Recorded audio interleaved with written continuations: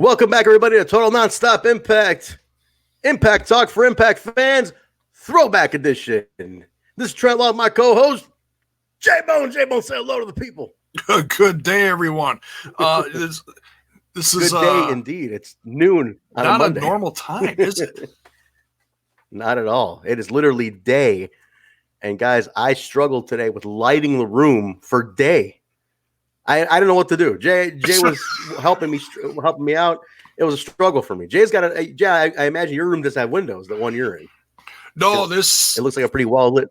It's 4 walls, and I got an old lamp from back when I was little with a bulb that's just like I've adjusted it throughout the years, and I feel like this is like good lighting around me right now. So yeah, this is all just one stinking bulb, and I got an old lamp over there off in the corner that does nothing. So yeah, it works. I have lit windows that just completely throw off the flow,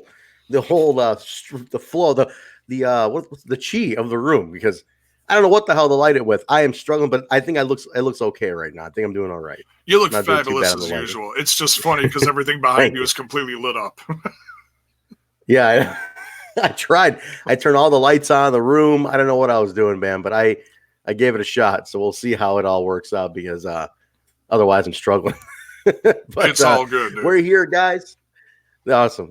We're here, guys. We're here to talk. We're doing the throwback show, as you know, especially now with we're doing episode 6 today, NWA-TNA episode 6. Even more interest now, Jay, because the throwback TNA show has been announced officially for WrestleMania weekend at WrestleCon. Like our show is completely validated now. Yeah, it's like we're doing this for fun, and the buzz about the show that they announced actually started when we were together in Chicago. It was actually All Glory is where the buzz started, because they were doing started. It was the Q&A they were doing during All Glory with Scott D'Amore Ethan Page and someone. Ethan Page, right? They started talking about it initially. He probably started putting little things out there, but what I feel like it really gained some speed with the Q&A in Chicago during the Twitch show. I don't know how much of that stuff aired, because I know they were having issues. I never watched it per se.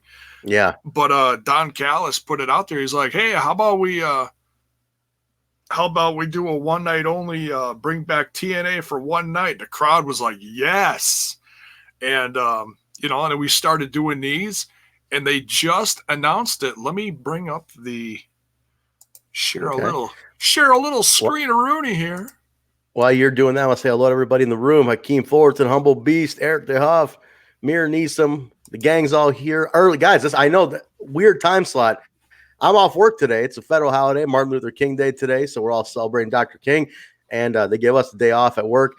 So that's pretty nice. So we're able to do an early edition today and get this up. So especially with, like I said, all the TNA stuff. A rare early one, yeah. So here's the graphic that's getting shared like crazy now. One night only, live on Fight TV, Friday, April 3rd at the Ritz. Oh, it's the week. Okay, so that's WrestleMania week. I'm going to be in. It's funny. Everybody's like, "Are you going to that TNA show?" I'm like, "It's funny. I'm going to be in Orlando the week after this for a bachelor party." And crazy me is thinking, "Can I fly in Orlando 2 weekends in a row?" I'm like, I should go to this, but damn, timing didn't work out. But that's awesome, man. I mean, look at those seeing those letters again. It's Jay, don't you find it funny that you don't know what you got till it's gone? Because I'm seeing people who apparently love TNA that I never knew that loved TNA as much as they did. I mean, they're talking about it like crazy right now. Oh yeah, it's funny. It's nuts. It's not. I'm so shocked. Yeah, like this is a good view. I like being right up next to you against the wall here. But yeah, just portal right in. But it's crazy to see that. I'm impressed. But that's, guys, if you're going to the show, let us know. I think out of the TNA, the the core fan base that everybody knows about. I think Miguel Contreras, who everybody knows is he's a big front row guy a lot of times. I think he mentioned he's going to be flying in. So, so yeah, a lot. If you're going, I'm sure Bill is going to be there. Front row Bill is going to be there too. So I'm sure we got certain members of the squad's going to be at that show. I'm going to try. It's going to be very hard for me to pull this one off, but Lockdown, I'm definitely going to drive over to. That's the plan. But anyway, Jay, let's talk about it, man. We are doing NWA-TNA episode number 6. This was number 6. This was the first one. I could tell that was at the Asylum now, I believe. This was the debut at the Asylum. And yeah, you could definitely tell it's a different venue, different crowd. Not as many people than there was at the first handful of shows, but still a very good crowd. Lively crowd. Smaller because this is the start of the Asylum era. And now you could tell that with this one, no pyro, no screen, some of the lights are different. This is where I think the J Sports company, this is where the Jarrett and Jarrett start running into some financial issue. They had to start cutting back because if you think about it, there was no managers or valets in the show. It was very thin. This one, this is a very thin show in regards to production compared to the first 5. So that was a little interesting for me to see that, but and no screen. I remember they went off with pyro and all that stuff, and now we're at a very basic production, but like you said, Jay, the crowd is amazing. Lively and the whole show just had a very raw feeling to it, and not to compare it to Raw. Please don't take it as that. Not that kind of raw. They kept referring to the Wild Wild West, as in the lack of security. Troubles with security. I mean, security really went through hell throughout this entire show. Had a lawless feel to it. So yeah, it was. It sure did. It had a gritty feel to it. I loved it. I loved the feeling all the way through, because you had a feeling like, oh, if something goes wrong, no one's going to run down and fix it now. So that was very interesting. I didn't get that until later on. It kind of hit me when I think Don West mentioned, he's like, and security's locked up in the back. I said, oh shit, you're right. So that was kind of cool. You're right. Good point. But we opened up, guys, with this one. Let's get into it. Jeff Jarrett in the ring. He's ranting, basically about wanting his title shot. I mean, he's playing the victim role big time, right? He's not getting anything. He's not there. It's a conspiracy. So he gets in there. Security tries to take him out. He takes them out with a chair.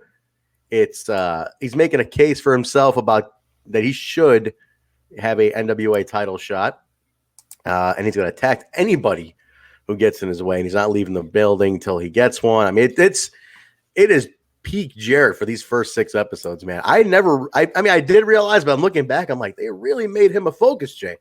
Like, this guy really, I mean, it was his company, but shit, this guy really was firing on all cylinders here. Oh yeah, trying to hold the show hostage in a sense. Yeah, I mean, just crazy. Yeah, it was interesting, man. It was like, and again, it was his company, right? So like he's going through a lot to make sure this works, and he wants to make sure it's a success, obviously. So you see him working harder than he ever has for these first few shows, and it's kind of cool because you appreciate his work. I mean, despite everything that Jarrett's been up and down with Impact lately, I can say it's like the guy really worked hard on these shows. He's a good worker. He knows what he's doing in there. I can't take that away from the guy. Oh yeah, I mean, shoot, he even gave Bill Behrens here in this first segment a straight chair shot, unprotected to the head. I don't know if Bill thought that through. I was like, oh my god. Bill, he took a nice chair shot to the head, man. That was wicked. Just everybody getting destroyed in this show. Security, Bill Behrens took a shot, so he was out for the count. Oh, man, it was ugly. It's crazy. We go to the back after this, Jay, and security's in the back. They approach Ken Shamrock. He's a little chill at first, but then he starts attacking security one by one. and tossing the guards aside. Bob Armstrong, Don Harris, not Bob Armstrong, guys, the father of the Road Dogg, if anybody doesn't know that. Oh, Bullet, yeah. Bullet Bob Armstrong, legendary wrestler in the old NWA. Bullet is incredible. A lot of history with the Armstrong family. But Don Harris is there trying to stop him, talk to him. He tells him it's the easy way or the hard way, which always, if you've watched 80s action movies, Jay, which I know you have, if somebody says it's the easy way or the hard way, it's always going to be the hard way. Oh, yeah. They just step aside and they're not getting in his way. And as he leaves, he turns and he barricades the door with all the security inside, puts a piece of wood, and his buddy, the Iron Brit, right? The Iron Brit, Ian Harrison, don't know anything about this guy. Runs up and says, Ken, what's wrong? What's wrong? And he tells him, guard the door. Nobody's going in and out. And this giant man. He's huge. Huge. He's absolutely massive. It's like, who's this guy? I've never heard of the Iron Brit, Ian Harrison. Have you ever heard of this guy? No. Like I said, there's a lot of, I see a lot of classic names that I recognize. This guy, no. I mean, this guy looked like the British version of like Batista. He just huge, crazy, big. I'm looking him up. He's a former English professional wrestler. So he was a British wrestler. Must have been on the scene there. I just never heard of him making much of a name. But at the time, keep this in mind too, that British wrestling was essentially kept quiet for many years until recent resurgences in the last maybe 7-8 years. So it was pretty he was probably over there doing a lot of stuff and nobody ever knew about it here, at least. But we go back to the ring, and this is where your famous chair shot takes place, Jay. Bill Barons comes out with a microphone. Now, Bill Barons was very involved here, Jay, back in the day. I could see you, Jay, you would have been a commissioner of a professional wrestling promotion. I could see you doing a job like this. Coming out, making the rules, getting involved. Getting in people's faces, taking bumps, minus the taking bumps. I could see you being the guy calling out the shots. But he tells Jarrett he's not going to get what he wants, and he's suspended for 60 days, and he can leave peacefully, or an army of security is going to take him out. And this, Jarrett responds with a stiffy to the head. Oh, nice. Yeah. And it's funny. And while he's saying this, Mike today is screaming, he doesn't know we don't have security. Good call out. I love the Mike TNA screaming, the chaos of Mike TNA. I agree. I think what Hakeem said the comment. I want TNA and West, man. One more time. You gotta pay Mike TNA whatever he wants to do this show. You gotta hear. You don't care if it's $100,000, whatever. Just pay them. Get them there. For a couple hours to hang out, or do the main event. Something. Something. Honestly, I'll tear in my eye if I hear Mike TNA call a TNA show again. It really would be awesome. Yeah. And I hope he does it, because there's nothing like that voice with the TNA brand, man. I mean, look, his name is almost TNA. Mike TNA. TNA. Right. It sounds like it. But it goes nuts. We got Shamrock runs to the ring. He starts brawling with Jarrett. Monty Brown and Apolo jump and break up the fight, kind of hold them all back, and they keep it all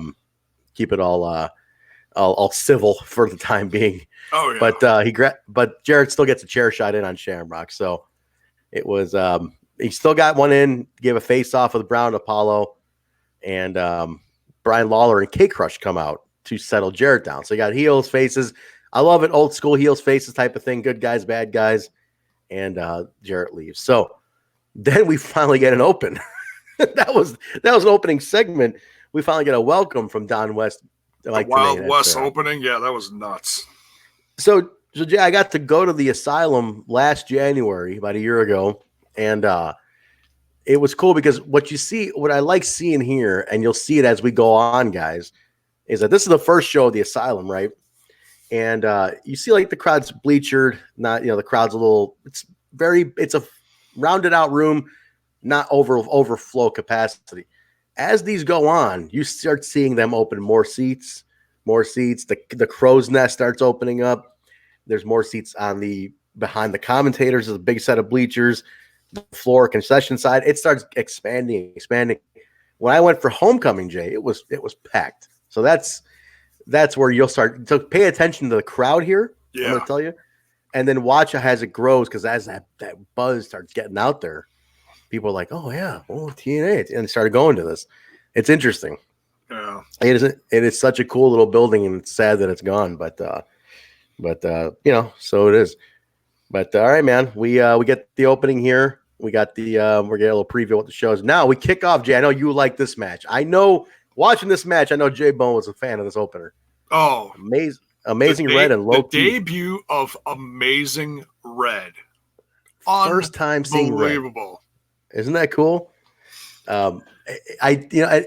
I love getting to relive this. I'm like, that was Red's debut. Holy shit! You know, that's pretty cool. He was young. I think they said he was only 20 at the time. 4 years into his career.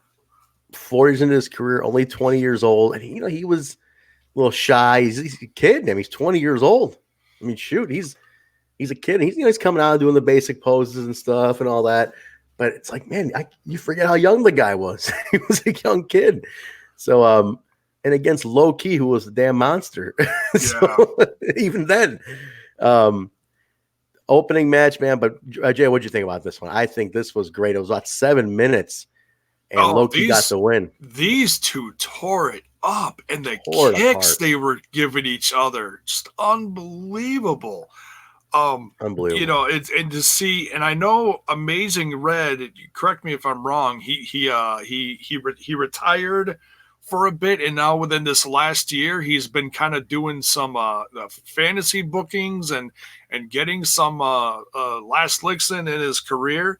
I think he's still associated with the indie company.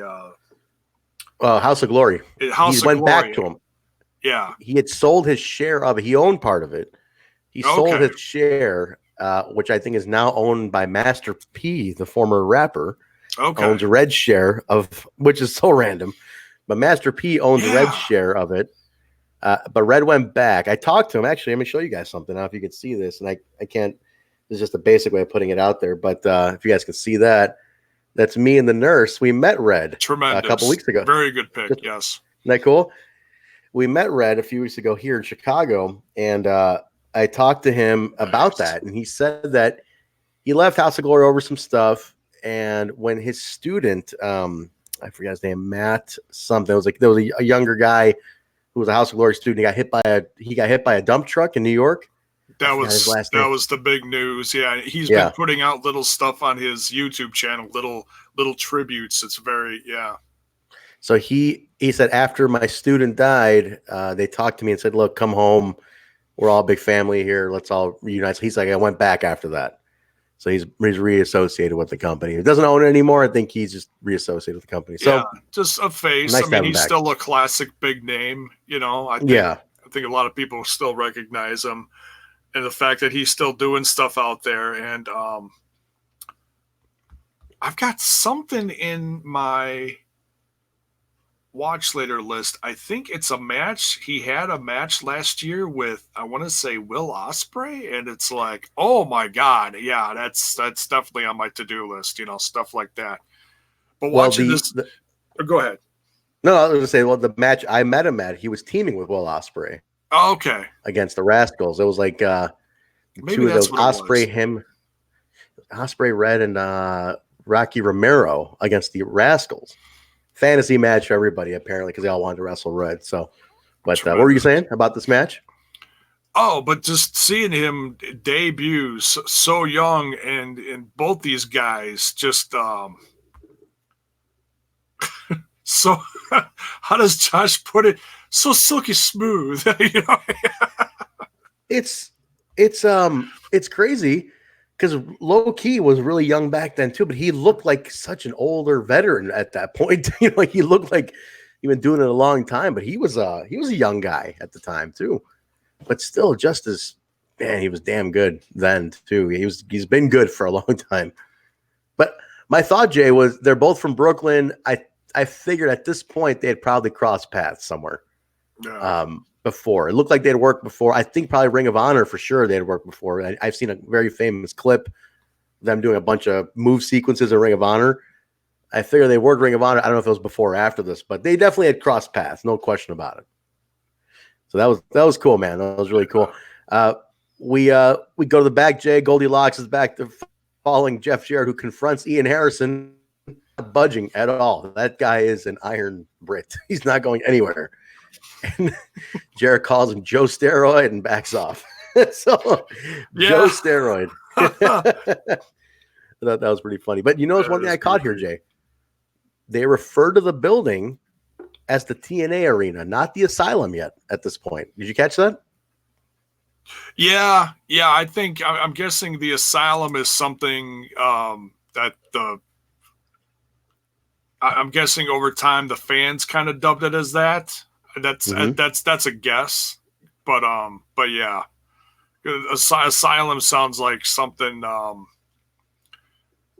like going into it that would have, I would think right off the bat would have kind of a negative connotation, but I think that's something that's got to get earned over time, and it becomes like a badge of honor in a sense. Yeah, no kidding. I think it definitely is cool. We go from that, Jay, to a pretty interesting match here. Let me get my notes. I'm looking here. Hot Shots taking on America's Most Wanted. So this was cool because Cassidy O'Reilly and Chase Stevens. Now, Cassidy O'Reilly, I don't know where he's at, but Chase Stevens, I believe, runs Wildcat Pro Wrestling in New Orleans. Yeah. And he's still out there. He looks fantastic. Right? He looks pretty damn good nowadays. I think he's still looking great. I believe his son is wrestling now. You follow him, you keep. I don't know what happened to Cassidy O'Reilly though. What the hell happened to him? Cassidy Riley and the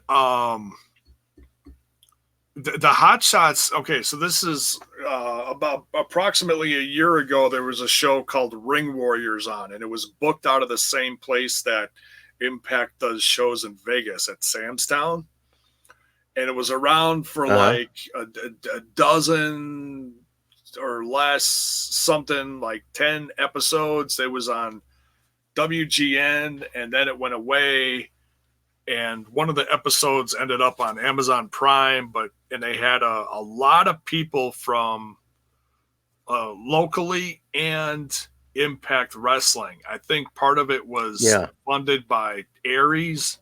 That's a guess, because he was on there too, and Eli Drake. That was towards the end of his Impact. There, but one of the teams on there for a short period was the Hot Shots. So the Hot Shots, because I mean, for Cassidy, Chase Stevens went and did the Naturals later on. He was in the Naturals. That's so, like, what these guys are. I was trying to remember who that was because I know he was with someone else, but yeah. Mm-hmm. But this is like the original, These guys had a lot of history, man. They're all over the place. I'm just looking at reading about Cassidy O'Reilly here, just kind of seeing what he ended up doing. They did the Hot Shots, and then he left, and they left after a little bit, and then they came back. He dropped the O. He came back as Cassidy O'Reilly, and then they did their thing again. But then he, I think they left, and he went to. It looks like he went to the WWE for a little bit as a jobber. I didn't know that. So. It's a little bit of a decent career. Like it's like some of these guys end up forgetting about where they go, but it's kind of cool here. They fought America's Most Wanted, James Storm and Chris Harris, who were just gelling from like day one. It seemed, like this was lightning in the bottle, man. These guys gelled from day one. They were stars together. You know, it was pretty cool. I want to acknowledge one person in the chat, Skull17, new live listener, but I know who that guy is because he's saying nice hat. And that's I don't know if I should kayfabe it, but he knows me pretty well from this place right here on the hat. I'm gonna kayfabe him though. I don't know if he wants me to tell who the identity is behind the name, but he's one of the smartest guys I know. Jay, I gotta say that one of the most talented people I know from a professional wrestling production. Actually, I can give it away. What the hell am I talking about? He actually has guest spotted, not on the Throwback show, on the original weekly. That's what Kyle referred to as Cousin Brian. That's Cousin Brian from AEW Production. Nice. So before you came around, Jay, he would jump in with me once in a while and cover the scumbag taking off every week. Doing his scumbag thing. I have to go Cousin Brian to jump in and take care of stuff. So thanks, Brian. I'm glad you were able to join today for the Throwback show. But all right, so continuing on here, Jay, the AMW and the Hot Shots, it was pretty awesome, man, because they revealed that it was the Hot Shots, the Hot Shots who attacked America's Most Wanted in the tag team title tournament a couple shows ago. So now we're finding that out because we cut to an earlier clip with Goldie interviewing them. So now we're finding out it was the Hot Shots. So now this feud is off and running. But during this interview, Harris tells Storm to tone down the cowboy gimmick because it sucks and to leave the Cap Guns backstage. So yeah, they show the backstage segment. He's like, you need to quit this bullshit. I was like, yeah, he's like, in 2002, hearing swearing on wrestling was pretty new, man. It was interesting. It was like, you weren't here. I mean, it was new. I mean, who was swearing on wrestling? Even in pay-per-views, you didn't hear profanity. So, and that's the thing. This was their gig, their rules. Everybody was paying $10 to watch all these shows on pay-per-view. So you didn't have to deal with, because this network gave us these rules and this channel says we can't do this or that. No, it's just, I mean, they obviously didn't want to go completely apeshit nuts, but they let some stuff fly here and there. There's more to come too. It happens a lot more as the tenure goes on, because I remember hearing, and it was really interesting to see that. Yeah. I mean, they pushed the boundaries on it. And again, different for the time, but we had a good match here, back and forth. It was a lot of action. Young guys, who were hungry to make a name, especially AMW, who were, and not to take away from the Hot Shots either, but AMW, who was like new at the time and needing to prove themselves because how they had to basically convince management to let them team, and they're killing it, man. Harris hits a Northern Light suplex on Chase Stevens for the win. And after the match, the Hot Shots attack them, beat down AMW, and hit them, hitting them with Storm's cap guns. They even throw the cap guns at him. So it was a death to the cap gun, I think. This was the shift of James Storm. Yeah. If anybody watching James Storm today, let's say NWA, and Jay, you would know this a little better too, seeing the beginning of James Storm, as we're seeing here, as a silly cap gun cowboy, to what he is now, a really cool son of a bitch. He is a cool guy. Southern guy, and, cowboy, yeah. I mean, he is a cool Southern gentleman. I mean, he's a cool dude. Going from like a dork to a cool guy, it's like you see that. I mean, this is 17 years ago, 18 almost. Oh yeah, and just seeing that arch, and from dorky cowboy to smooth cool guy, it's like that's awesome, man. Yeah, here really he was cool. Like he was clean cut guy, smiley, with a gimmick, and now he's gotten a lot more rugged and more, I'll say, authentic looking over the years. Yeah. I mean, he definitely talk about evolution. And it's funny to think 18 years ago, it's almost 20 years ago. I can't get over that part. Yeah. That's nuts. Yeah. We get out from there and we hit backstage. Goldilocks is with a trainer. He's just checking on Ken Shamrock, and as Shamrock comes to, he immediately demands to know where Jarrett is, and he flips tables, and again, another guy, right? We're watching today, Ken Shamrock. We just saw him at Hard to Kill against Fulton. Yeah. I mean, he's 56 years old. And this is nearly 18 years. I mean, the guy was in his 40s then. Oh yeah. He was in his late 30s. Shit. I mean, he had that fire, the energy. He's coming off the WWE run, WWF run, the UFC run. He went back to MMA in between this. I mean, this is a guy at his peak here. It's crazy to see him now, so much different, in today's day and age. So it's fun to watch. It's fun to watch the arc of him as well, especially because he came back recently. We go from that, Jay, Apolo facing off against Brian Lawler, and this was interesting. I want to talk about this for a second. How about this natural heat that Brian Lawler is getting here? Talk about fire that he's pulling from the crowd. Remember, it's Tennessee. Oh yeah, not Memphis, but it's Nashville. But still, yeah. His father performed in that building. But look at that, the crowd, Jay. We're ready to kill him. What'd you think about this? He got natural heel. He got a nice pop coming out, but they turned on him pretty quick. You're right. He got the local guy pop because it's like, hey, he's one of our Tennessee boys. Oh yeah. But he got them. Yeah, you're right. They turned on him like that. And I thought that was kind of cool, man. It didn't take long for the Jerry's kid chance to start. Yeah. What I love about Southern wrestling also is it's so easy. The fans play along. And I love that the fans play along because he'll do the classic, shut up, I'm not Jerry's kid. And then of course do that to the crowd. Jerry's kid. They're gonna do it even more. Oh, and he's spitting on him. Oh man, yeah. I mean, he drew the heat. He's making the face like looking at him and stuff. Like it's heel 101 basics, and it worked. Especially, I mean, again, we're going back a long time here, but it worked, and it's kind of fun. It's like people were still into it. They were still in for the ride. There was no. You look in the crowd. Nobody's like this. Nobody's like this. Oh, They're not too busy trying to record themselves and get themselves over with silly chants. Yeah, they're playing to the show. That's the best part. That's the part I love about this. Oh yeah. But Jay, I gotta say, how underrated is Brian Lawler as like a shit heel bad guy? Well, yeah, and he worked really well with Apolo too. Apolo being a younger up and comer, and Brian putting some years in. And well, I still, and I know I mentioned this on here before, but watching Apolo and remembering how fun he was to watch, and it's crazy now because I still think that Brian Cage did some time travel shit back almost 20 years ago.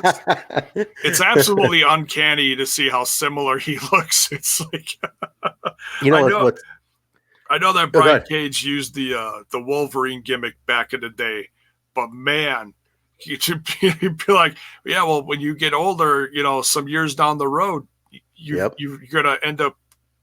Nobody says he does the Apollo gimmick. He looks like Apollo. It's nuts. I do like that Apollo focused on wrestling like a big wrestler, he focused on his size. And one of the things I always my critiques of Brian Cage always was that I was always confused. And like, what do you want to do? You want to be a high flyer? You want to be a big guy? You want to do Hurricane? It's like, I'm confused on what you want to do. He does everything. It's great. Yeah, it's great that you can do everything, but you're a big guy. If I want to see Hurricane, I got the Rascals. I don't need you to do it. Yeah. So I like a guy like Apollo who played to his size and strength. And even with this, the finish was great. Wasn't a power finish. It wasn't a big deal finish, but it was, Lawler playing to the crowd, jaw jacking. He rolls him up, easy pin. It's like, okay, you were distracted. You screwed yourself on this one, pal. Pinned him up. So it was pretty cool. But the fun came here. As he's leaving, Don West is like, good job. And then Lawler snaps and chokes out Don West. Oh, yeah. TNA screaming, Brian! I could do a Bike TNA's panic voice anytime. I would love it on today's Impact. Call security. There is no security. That was the best part. Like, we keep getting reminded that security's locked up. There's no security. That's the best part of this. It's like there's all these little things that need security, and there's no security. That's the best part. I want to welcome everybody to the Wild Wild West. What's interesting too, Jay, we never thought about this, is that it was Shamrock who locked the security in. So it's like his doing that this is all happening. So, and he's a baby face. Yeah. So there's a lot of gray here. Yeah. A lot of gray. The next segment is really cool. I really, especially with the amount of attention this guy is getting today at nearly 50 years old now. K-Crush comes to the ring, and we get some recap on him, what he's doing and whatnot. And he goes on a tirade about how he should be called the Truth. He's no longer going to be a puppet called K-Crush because that's the name they gave him. So they is obviously, initially I'm thinking the WWE, right? Yeah. It's not WWF. But he starts throwing in different African-American athletes, right? He goes, Allen Iverson, Mike Tyson, Daryl Strawberry. About legendary African-American athletes. Yeah. Ray Lewis, Dwight Gooden, then he throws in the O.J. Simpson for good. He said, "While I'm on a roll, O.J. Simpson," but which got major heat. But I think Don White or someone, it might have even been Cheers. Well, I don't know about that one. You know? Yeah, that was you had me up until that one. He was playing up. He started touching on the race aspect, being kept down, being targeted because he is a successful black athlete. They're saying, "Oh, well, you're putting me. I'm in that category too." Because you could see. I mean, I started as he's naming the names. I'm like, well, these are guys who were, whether it's for race or not, he named a collection of black athletes who had biases against them for their behaviors or action, whatever it was. But mounting biases, like for whatever reasons they were. So I like that he played that, because one thing you can always do in wrestling is if you're linked to a local or major sports, people will always hook onto it quick, because everybody can relate universally to major sports, like Mike Tyson. Everybody knows who Mike Tyson is. So that was kind of cool. It got him that heat that he wanted. But this is the fun part, Jay. Who comes out? The guy we're waiting on an announcement for the Throwback show. Who comes out to shut this guy down? Let's talk about this. And it's so funny still hearing him come out to this music, what we know later as Abyss's music, but it's Monty Brown's music right now. Did you think it was Abyss coming out instinctively? Because I was like, oh, Abyss. I'm like, oh yeah, Abyss is coming out. Wait, that's not Abyss. And it's like, yeah, okay, I forget. It's still really early. Yeah. There's still, there is no Abyss at this time. He's still there. I mean, he was in the first show. Yeah. But we haven't seen, and what was his? Justice. Yeah. Yeah, we haven't seen him since that first Battle Royal or whatever they call it, that first one. Yeah. I think he comes back pretty soon. I think the return is fairly soon coming up. Okay. And the guys, just a heads up in between here. Jay and we're not reading anything in between. Jay is watching all these for the first time. I'm watching all of them for the first time since initial airing. I've seen highlights, but this is the first time watching it. I watched all these initially, but this is the first time seeing it. So it's new to me again too. And we're not reading anything beforehand. And so, hey, whoa, happy birthday to our Truth that we're just talking about here. 58 or 48? I thought he was 48. 58 seems really old. He might be. I don't know. I have to look it up. I need to check that out. Verify that age. I thought it was 48. But he's still in phenomenal shape. Amazing. The guy looks like $1 million. But no, we're not reading anything ahead. So we don't know who's coming out when, whatever, but it's all new. So when Abyss shows up, he's going to show up. We're going to find out. The only thing I'm looking up ahead of time is when I find stuff for the cover. That's it, and everything else is all fresh to me, unless it's something really well known as far as a historical moment. But even then, I don't know many of these really early ones. So yeah, exactly. So Monty Brown comes out, interrupts him, and tells him he didn't whine for opportunities like K Crush. He worked for him, and he worked hard for him, and they helped him. So he's telling him, "Hey, this chip is on your shoulder. It's not a matter of race or they and them. They helped me. You're just a wimp." He said maybe the truth might be that K Crush ain't all that. So that guy got a huge pop. Crush, and then he tells him he doesn't have a problem with him. They have different views. He could take. Then this is where the crux came in. He says you could take your selling out Uncle Tom ass out of this ring. Ooh, and that was woo. Yeah, that's some harsh shit right there. And we actually heard something like that recently in the whole ACH controversy, and that's something that's a line you don't hear much. So yeah, oof. Jay pointed out we heard it with ACH and Jay Lethal, them putting that out there, and that it draws a lot of ire, and I'd like to. I talked to one of my buddies, a really good friend of mine, Mike Bradley. He's a wrestler, was in Chicago.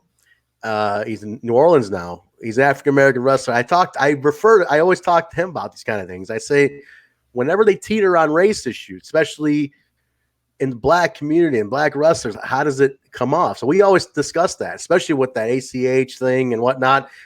And we'll talk about stuff like this and see in the matter of this context, it got heat. It was a matter of, it was for heat, and they brawled, and Alpha Bomb, you set up a feud. They were working together really well. Right. ACH and Jay Lethal wasn't leading to anything.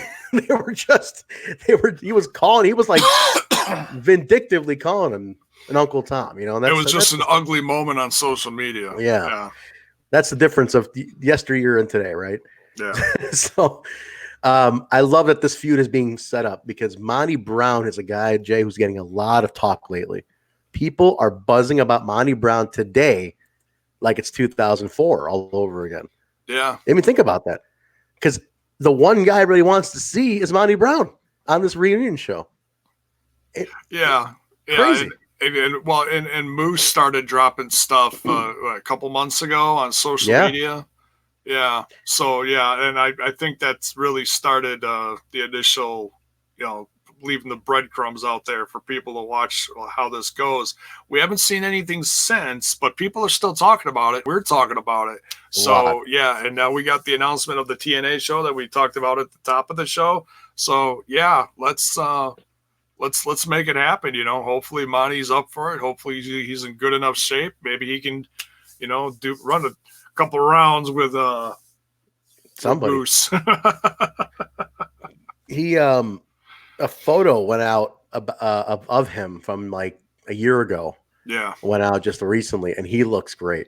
Got a full beard now, still jacked to the gills. He looks fantastic. Yeah. Like I said, I know one of the guys. I don't want to say too many names. I know a certain member of the TNA or the Impact roster today who lives near him, and they work out the same gym. And he said that that guy could jump in the ring tomorrow. Tomorrow he can jump in and be on point. So here's hoping Monty Brown shows up. I think the obsession thing with Monty Brown is, Jay, I think this is what it is. And hear me out on this theory. Give me your thoughts on this. I think it's because we never got closure. Because he didn't get the title in TNA. And that was one thing they built him. And it's like, whatever, for whatever reason, Jarrett decided it wasn't the time. I don't know what it was. A lot of people say it's biased Jarrett booking for himself, but they didn't put the title on. And he left soon after. He went to WWE. Yeah. And Marquise Corvon, right? He went as they changed his name to. Yeah, something like Marcus Corvon. Yeah, that sounds about right. Sounds right. And he went there, had the ECW brand run a little bit, nothing too crazy. And then he left. I think there was some personal reasons he left for, family issues or something. And that was it. That was the last we heard of him. And I was actually really excited. I know a lot of people shit on the WWE version of ECW, but I felt it was exciting because I was always looking for that next hot commodity, the up and comers. I was always very curious to see what they were going to do. So them bringing in CM Punk, Marcus Corvon, Monty Brown, and a handful of others to do the old school versus the new school, which ended up actually building to a Mania match. And I thought that was so exciting, but then it fizzled after that. And then the ECW eventually the time slot got turned into the horrible first version of NXT. But and we didn't see Bonnie after that at all. He didn't go anywhere else. At least I don't think he did. We just didn't see him.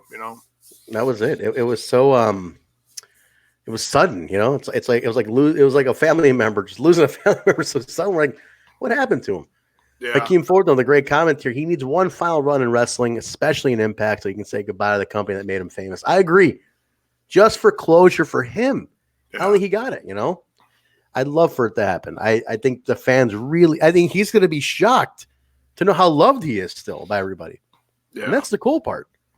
So good for him. Let's check while we're talking. I'm going to look him up. I want to see how old he is too, but definitely I'm excited.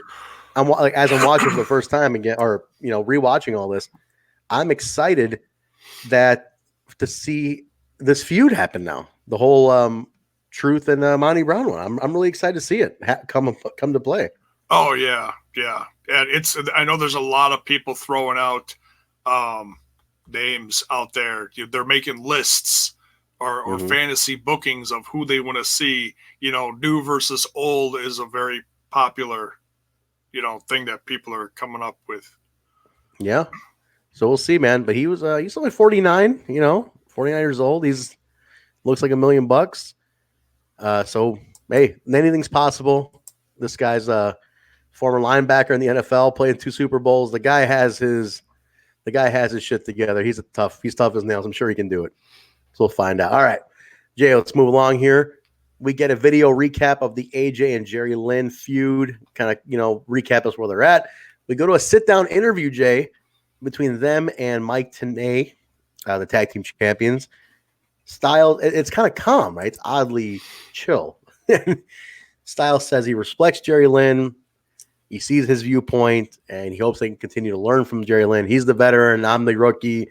I want to learn. Lynn says, I remember what it was like to be AJ. I was in those shoes too. So we're on the same page now. So now we got a lot of this in just 6 episodes. I'm like, we're over here, then we're over here, and we're over here. It's like a lot going on in a very short amount of time. This is interesting. I didn't know this. Von Vile is saying Monty left wrestling to take care of his sister's children after she passed away. I didn't know that. Wow. That is really interesting. Thanks for letting us know that. I did not know that's what happened. That's really interesting to know. And look, male priorities, man. He took care of his nieces and nephews. That's really cool. That's a pretty stand-up thing right there. Yeah. Another similar situation with Sonny Siaki, who's a big player here. He left after he donated his kidney to his dying brother. So he had to leave wrestling for that reason. So these guys it's real men's men, These aren't guys who are marks for themselves, or they got their priorities together. That's pretty interesting and really cool, admirable.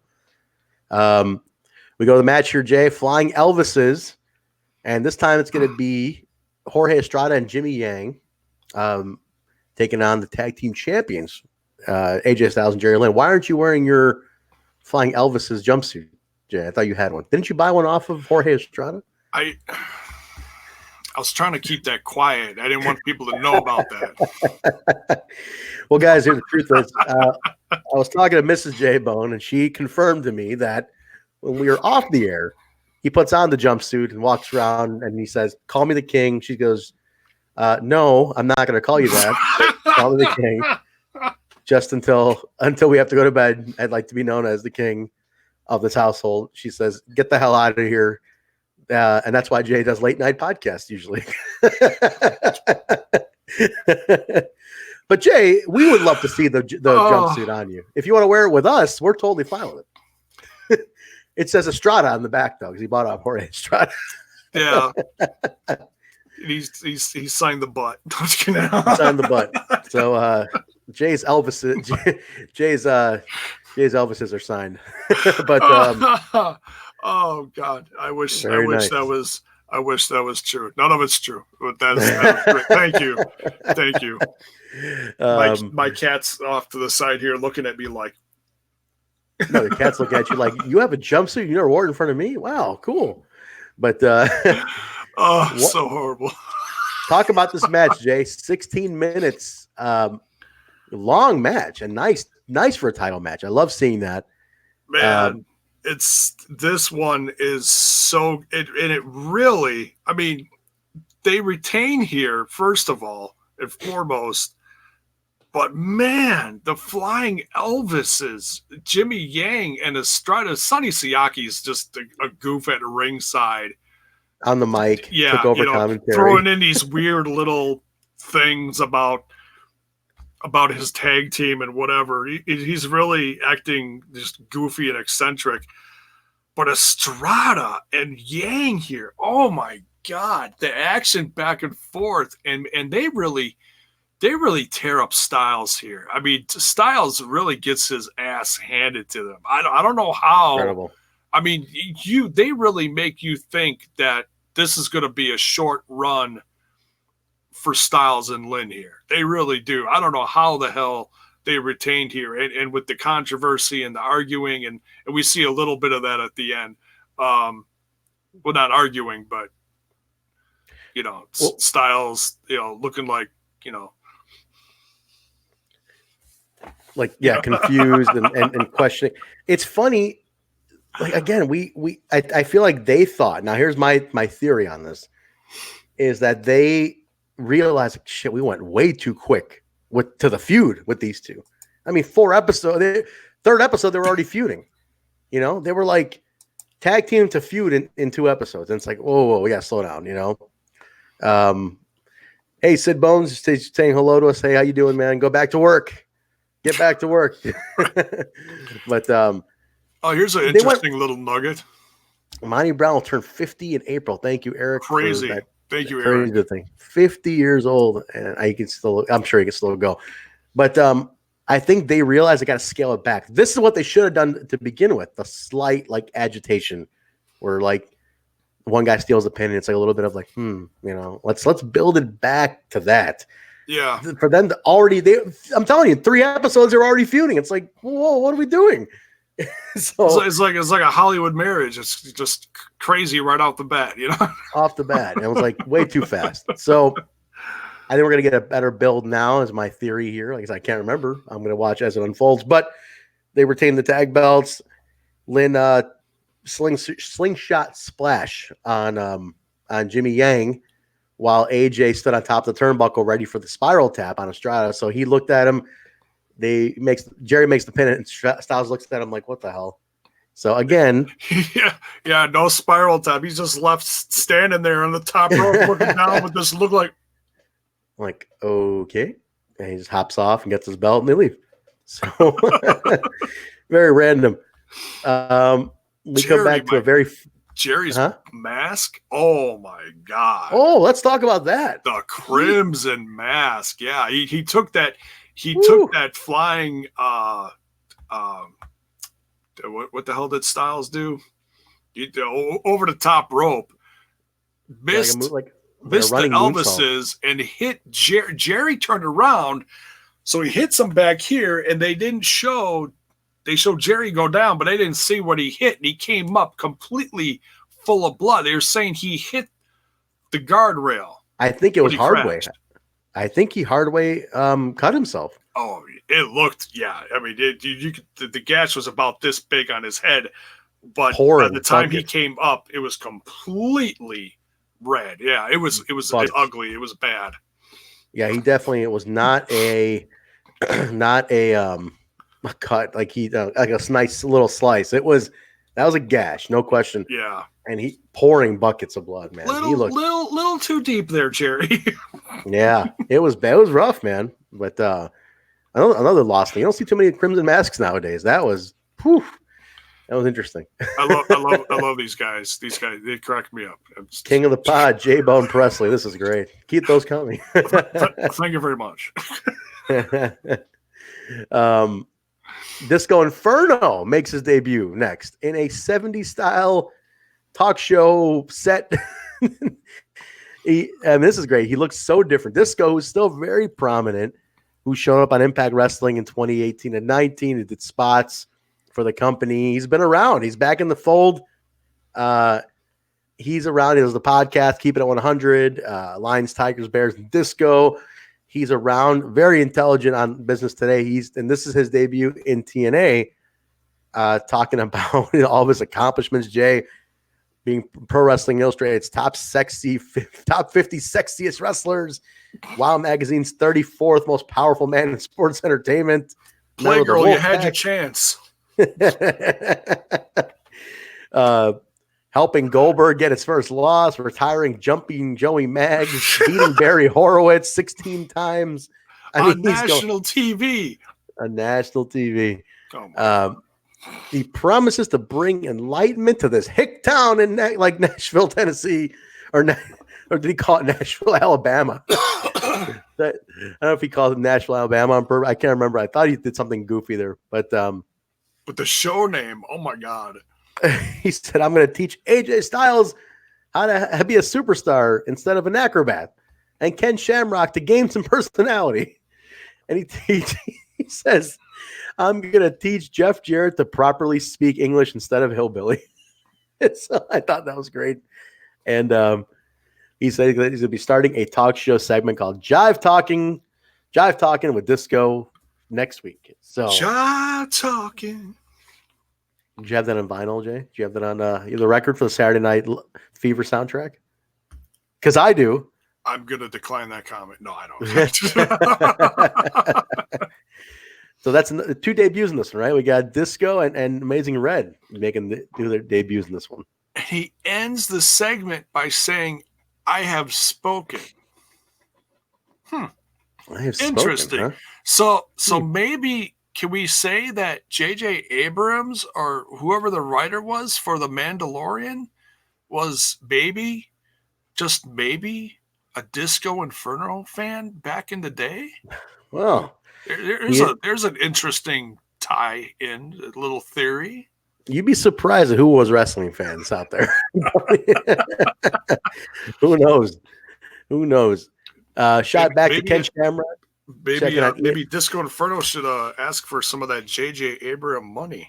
Yeah, he should get paid. Get paid. Unbelievable. Ken Shamrock's in the back checking with Ian Harrison, who informs him that Jeff Jarrett is looking for him. So a little shot back there. I love. There's so many cuts. We got so many things going on. A lot to follow. And I love it. So we jump over to Monty Brown, Elix Skipper, tag team for the first time, taking on Jay, Simon Diamond, and a guy we all know from today's The Impact Wrestling. More time traveling. Johnny Swinger in 2002. Simon and Swinger, popular tag team, obviously coming from the ECW era. But how about this, man? Johnny Swinger. If you guys haven't seen this, you're not following along with us, go back and watch episode 6 of NWA-TNA. You got Simon Diamond and Johnny Swinger's debut. But Johnny Swinger, as we know him today, this is him in 2002. How cool is that, Jay? How cool is it to see Johnny Swinger? It looked great. Yeah, I popped for this big time. I was like, hey, it's Swinger. It was so funny. I was like really looking at him and man, just comparing to how Swinger looks now, Swinger almost looks in better shape now than he did almost 20 years ago. It's absolutely crazy. Unbelievable. He looks phenomenal now. And back then too, yeah, you're right. I think he looks better now. The tan's better now for sure. Oh, yeah. The tan, I mean, it must have been all those, pizzles and Rizats over the years. It's Rizats, his that. I love that. I'll never get over that one. All rise, huh? Rizats, his that. I was like, I'll never forget that line. But they're in the ring. Skipper spent most of the time in the ring. They're keeping Brown special. I noticed that. Brown gets the hot tag, alpha bomb on Diamond to win in about 5 minutes. And after the match, K-Crush attacks. Brown hangs him over the top rope like he's been doing the hanging thing. And then Skipper basically right before the Skipper kind of turned on Monty to set up for K-Crush getting in there and getting the hanging in on Monty Brown. So during the celebration, distracted him so he wouldn't see K-Crush coming in there. Yeah. Right. So but quick turn for Skipper. So you got a little thing brewing with these guys here now. This is interesting. I wonder where that's going to go in terms of Skipper getting some mic time. Is he going to echo K-Crush's sentiments, about the being kept down, the race thing? What's he going to do? Again, fresh for me again, watching him over. I don't know. This is all pre-Triple X. And we saw Skipper and Daniels together a few weeks ago. Yes, we did. And so, that planted the seeds for that. And so seeing this was kind of weird. I was like, no, this ain't going to last. And sure enough, he turns on him at the end of the match. So it was kind of funny. Yeah. Yeah. Interesting, right? So we'll see where that goes. But, again, guys, you got to go back and watch and just see Johnny Swinger. Just seeing him as we see him today, watching him then, Again, if you saw ECW, you know them too. But it's just a trip for me to see these guys. Now, like, how many guys on this show How are we seeing today? Ken Shamrock is on today's show. Johnny Swear's on today's show. Yeah. It's crazy. And the headliner has been on very recently. Yeah, that's crazy. Yeah. That's awesome to me, man. So very exciting to watch. What else we got here? Okay, so we go backstage. Goldilocks starts interviewing with the Dups, and she tells him she's going to leave for any inappropriate encounters. I'm not putting up with inappropriate shit. Stand up almost puts out some inappropriate stuff, backs up. They make an incest joke about fluffed up, being out with their father popped up. Oh, that's just, It is like, this is so weird. But I know, I mean, we know they're going for it, obviously, you know, inbred, yokel, rednecks. Bo-Dub decides he needs a match. So stand-up tells him he can just bump into a random person and have a match that night. That's how it works around here. And it's that easy? That's how it is now, even. I see. You know, people make matches. Still Bo goes up to Ian Harrison and says, he's still standing guard at the door, and bumps into him and says, we're going to have a match. He just basically bumps into him to insinuate a match. Like, hey, you. So when we cut to the ring. Now remember, Ian Harrison having a match means security is going to be freed up very soon. So we'll talk about that. Jeremy Borash forced to introduce Bo as fighting against some muscle-headed guy from the back, which I thought was funny. Jeremy Borash, I love he looked a little confused. Ian Harrison comes out looking huge, jacked, like Rob Terry, huge, you know, and kind of similar to Rob Terry with the British flag and everything on his beard. Yes, you know, yeah, kind of reminded me of Rob Terry, like before Rob Terry. I like this guy; he has a cool look. I'm shocked he didn't stick around. It's kind of a quick like turnaround. Yeah, but you know, it's what you expect this match to be. Bo trying getting some brawling spots. Stan interrupts, back and forth. Harrison, you get some power moves from Harrison, but DQ after about 3 minutes. Dups try to attack him, but he destroys their plank of wood, and the Dups bail out. So nothing too crazy. Little intro to Ian Harrison. We're gonna see where he goes. Yeah. But with him being away from the door, Jarrett removes the piece of wood, starts talking to security. But Shamrock jumps out from behind them and attacks Jarrett. So they're brawling. And security pulls them apart. Don Harris tells Shamrock to go defend his title, and we'll take care of business. So now we've come full circle here, right, Jay? We're from the beginning locked up security to now. And they're out there. So now here's a guy you mentioned here coming up. Shamrock is defending against Sabu in a world title match. In a match that Sabu earned by beating Malice in a ladder match. So, yeah.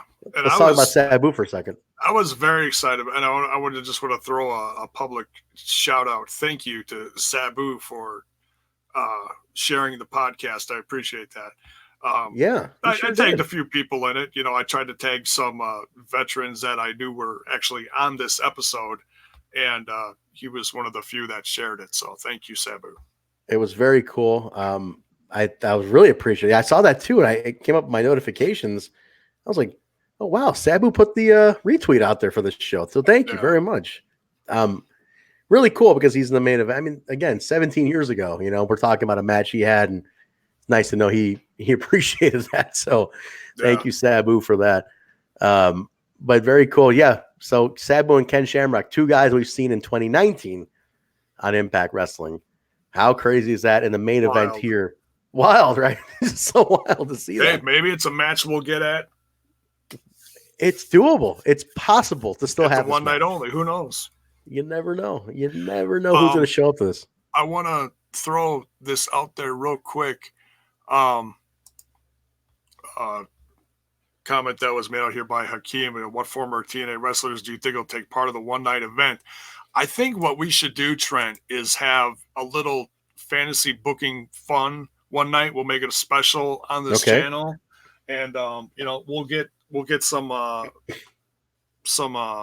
fans, some watchers' opinions. You know, and we'll throw some names out there. We'll do a little fantasy booking, but I think we'll make that a separate segment or show in itself on here. Let's do this as we get before they start announcing a ton, obviously. Yeah, maybe when they announce a few, we'll do a special episode. I'm thinking off the top of my head here. If we fantasy book a 10-match card, and in between who shows up, whatever. But if we fantasy book a 10-match TNA card for the reunion, well, who shows up? I'd love to see. I think one guy is definitely going to have some really interesting takes. Is Hakeem Fullerton, who has been writing those amazing articles and stuff. I think Hakeem's going to come up with a really cool card. Absolutely. Yes. So I'd love to see what people come up with on this. But we'll talk about it. Let's round out the show here real quick, Jay. Back and forth match. It went about. I'm trying to think of. I didn't really time this one, but it went a decent amount of time. It was between 5 and 10 minutes on the longer end of that. Okay. Oh, I'm seeing it right here. 9 minutes and 33 seconds. So you're right on the money there. But back and forth. These are two very different styles, right, Jay? I mean, these are hugely different styles. Oh yeah. There was a table spot where Sabu ends up trying to put Shamrock through a table on the outside, misses, cuts his back up really bad. It's like a foot-long gash on his back that just started pouring towards the end there. Yeah, really ugly. Very bad. And this was interesting. I forgot to mention at the top of this, it was a unique match, and I don't think they made this clear, or did they? And I missed it, that you could either win by climbing the ladder and grabbing the belt or getting your opponent to submit. I missed that. It wasn't just a ladder match. It was a submission or ladder. Get the belt. I missed calling that out, but yeah, that was definitely a part of it. Shamrock starts ascending to the ladder and struggling. It kind of struggles with the belt, and the lights go off, right? And if I'm not mistaken, the lights switch off, and there was a little bit of a light cue off and on. And as they come back on, we got Malice in the ring, who grabs the belt and leaves with it. So Malice takes. Is this like a no contest? I guess it's a no contest on this one. Basically no contest. He grabs Ken Shamrock and choke slams him off the ladder to the mat, while Sabu's just laying there with blood pouring out of his back. And it's basically a no contest. He steals the belt, and that's what ends the show. But leading up to this, they announced that at the beginning of this, they're like, "Oh, we want to let you guys know that security has left the building." They're like, "Screw this, we're out of here." I didn't catch that. So security's like, "We've been locked in a room all night. Screw this shit. We're out of here." Yeah, they're like, after everything we've been through this entire episode, we're done. We're gone. I missed that. At the site, but then after that, while you're watching Shamrock and Sabu go back and forth, TNA's like, "Oh wait, I'm getting something." And Forever's like, What? What's going on? That's funny. I didn't catch that. I'm glad you caught that because interesting. They announced Ricky Steamboat is going to be a new authority figure next week. So Steamboat's still in the mix in these early shows, huh? Like, he was on the first few. Yeah. And he's in the mix on this. Still, he's coming back in. So you can't go wrong with the Steamer being involved in your product at all. He's universally loved. He is. So if he's around, why not? Yeah. Ricky was making some rounds around this time. I remember he did a couple Ring of Honor spots, TNA. Like he was still making some shots. I don't think he wrestled. I think his last match he did something with Jericho, I believe, right? And there was something when he came out of retirement briefly. But Steamboat was still around. He was still in great shape. He looked like $1 million. So why not? Yeah. So that's cool. Well, that was it. That the show ended a little chaotic at the end, but they're setting up. I like what they're doing, Jay, how they're making the title this chaotic like focus for everybody. Everybody's like insane over getting this belt. They all want it. Everybody's just like, by any means necessary, we're going to get this damn belt. And I like possession is 9/10 of the rule. Yeah. So Malice has it, right? So we'll see what happens. Malice is champ now? I guess. Possession. But Steamboat says next week. Well, next week it is. So next week we'll be doing episode 7, guys. That was episode 6. Don't forget, follow along with us on the app, Impact Plus. Download $8 a month. Get the Impact Plus app. Watch along with us as we break these down. I'd like to, it'd be cool as the more people who are kind of following along and watching these fresh with us is, it will be fun. It'll be fun to be involved in that. I'd like to know how people are interpreting these as well. And it's interesting to see how these things hold up for different people at that, you know, how it holds up for us in today's day and age, 17, 18 years separated from it all. Yeah. Interesting perspective. Yeah, guys, definitely do not hesitate. Watch along. Get your free 30-day trial to Impact Plus. You know, watch, you know, do what Eric DeHoff does. Our good buddies and listeners. Eric DeHoff's on episode 100 and something. You know, Eric, if you're still in the chat, definitely let us know what number you're on now. But he used to watch so many of them. He's way ahead of us on these shows. But do that. Just binge them, you know. It makes me feel like I'm slacking. I know. He sends us a message saying, hey, I'm watching episode 100 and whatever right now. I'm like, geez, we're on 6. You know, like we're hurting. But things to note here, guys. Keep in mind, again, I mentioned the production stuff at the top of the show. You're starting to see the shift. And you're seeing the shift in, I think this is where, again, J Sports was running a little tight. Their initial investors started pulling out. So you started seeing the production costs get pulled back until what becomes the Dixie Carter era with Panda Energy, and you'll start seeing some things put back in. But one thing I can't take away is the storytelling and the formatting is top notch. It is still engaging on these, and that's something Jeff and Jarrett had, was engaging storylines. But there's so many shifts about to come from this. You're going to get the shift in ownership. You're going to get Vince Russo writing the show. You're going to get Borash involved with creative. Mike today becomes a consulting creative. You start seeing a lot more. You start seeing more women involved in the show. Like there's nice shifts that start coming up. But one thing stays consistent is two things. The X division is a complete focus of this company, and the NWA title is treated like a complete prize to get. So something to keep in mind. Pay attention to the little details and little nuances, and of who shows up. Jay, we saw how many debuts in this one. There's more to come on the debut. Yeah, a great flashback seeing Amazing Red, the tag team of Simon Diamond and Swinger. This one was a lot of fun. A lot of fun to see all these guys showing up, man. And TNA's one of the best things about it, as we sit here and look back, and I think this is one thing that everybody's appreciating now with this throwback show coming up is God, how many people really did come through those doors? How many people got an opportunity with this company? And that's one thing I think now is being appreciated. Like, man, they really gave a shot to a lot of young kids, a lot of up-and-comers to get their first national exposure. And that's very admirable, So I'm going to enjoy that part of it for sure. So that was it, guys. That's episode 6. Jay, episode 7, we're not looking ahead, but we're definitely going to watch excitedly. When do you plan on watching it? I'm thinking maybe we can squeeze it, since we're doing this on a weird off time here. Maybe we'll squeeze it in this week. We'll see what happens. We'll see. I want to say next week, but I might get episode 7 watched maybe in the next couple of days.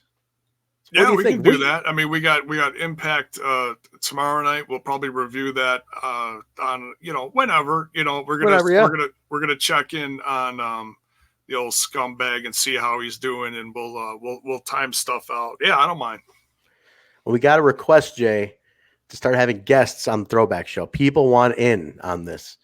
So I told everybody, once we get to 10, we'll start guesting some folks on this. What do you say? Oh, absolutely. Yeah. People want to come on, and if they're watching along with us and they want to check it out, and heck yeah. We my buddy referee Nate Speckman, who by the way just debuted on Access TV last week for Impact Wrestling in the tag match, the tag team cool. Multi-man. Is he part of the company now, or have you heard, or no? He got a shot at the show. Anything further is between him and Impact. I don't know where we're at. Things are still going on. Not sure what the deal is, but he's in the loop. We're all kind of there. We're together. We're doing stuff. He busts his ass. I know that for sure. There's nobody working harder to show what he's worth as a referee in this business right now. So, but they said, hey, you're here, you're busting your ass, get on TV. And I was like, holy shit, he's on TV. So that was pretty cool. But he is watching along with us. He's one somebody I talk to directly all the time. He's watching every week. So nice. I got to see so he's been watching along. He keeps up and he listens to the show. So he is definitely going to come on an episode for sure. Basil wants to get on, like a lot of the inner circle I got wanted to get on right away. So I'm definitely down for that. The more the merrier. It's and like I said, I'm watching these fresh as a brand new fan. Yep. At a very volatile time, very similar to how the industry is now. The indie scene is hot. There's a lot of people bouncing around, leaving this place, joining that place. So a lot going on. The feeling now is very similar to how it was almost 20 years ago. So this is very exciting, and it's fun comparing both of these times. When I was watching Amazing Red in this match, I couldn't help but feel that it looked like a modern day Sammy Guevara, So doing little time jump comparisons there is very fun. Comparing Apolo to Brian Cage, So it's fun. And in between there, guys who are still on TV. We're like, Ken Shamrocks and the Swingers. It's like nuts. It's Sabu still going through tables. Still going through tables. Crazy. To me, it's remarkable.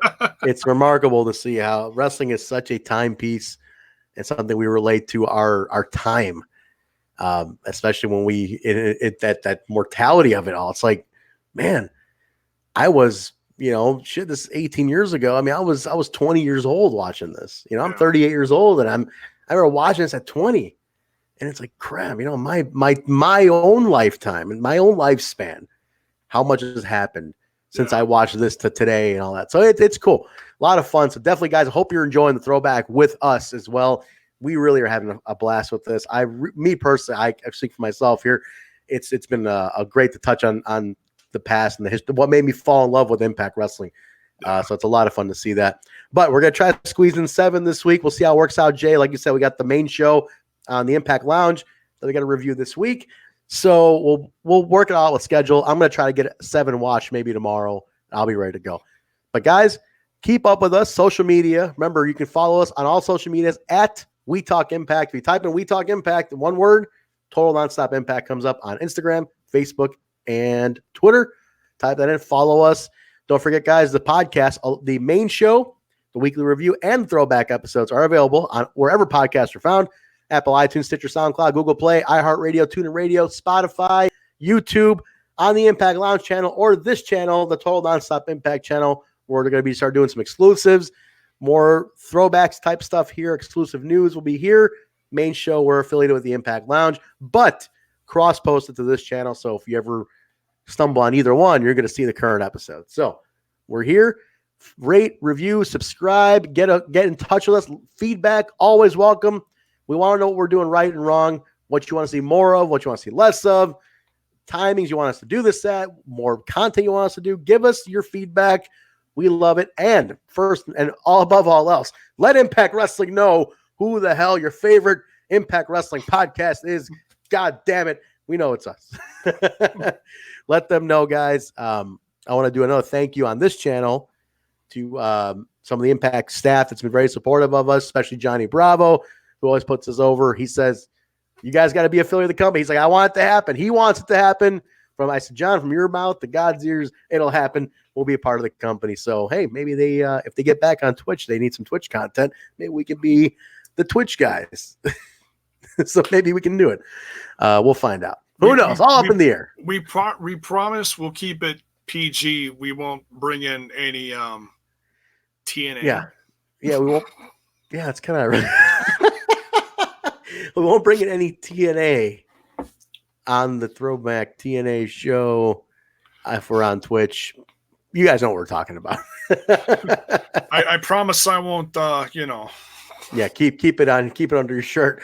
But guys, that's gonna do it for us. Episode 6 in the books. Episode 7, NWA-TNA. Follow along, Impact Plus. Download your free 30-day trial. Watch it with us.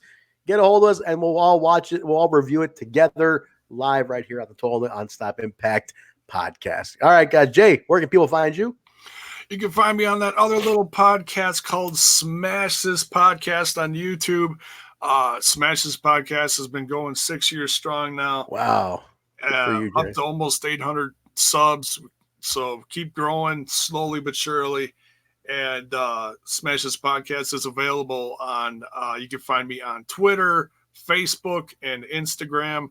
Me personally, you can find me on the Twitter box at Jaybone5150. That's Jaybone, just like right down here, 5150. Very nice. Guys, you can find me at Vanilla Joke on Instagram and Twitter, or Hemi Music, HEMIMUSIC, Instagram, Twitter, and Facebook. Remember, the tie-in to that is we did some music for Impact Wrestling last year. So if I'm not just plugging my band for no reason, we're part of the family, as I've been told. So, guys, connect with us there. Again, rate, review, subscribe. We all want to hear feedback, so don't hesitate at We Talk Impact for the show. All right, guys, that's going to do it for us. We'll talk to you at episode 7. Keep glued to the social medias. We'll let you know when episode 7 is happening. But don't forget Impact Wrestling tomorrow night on Access TV, not Twitch.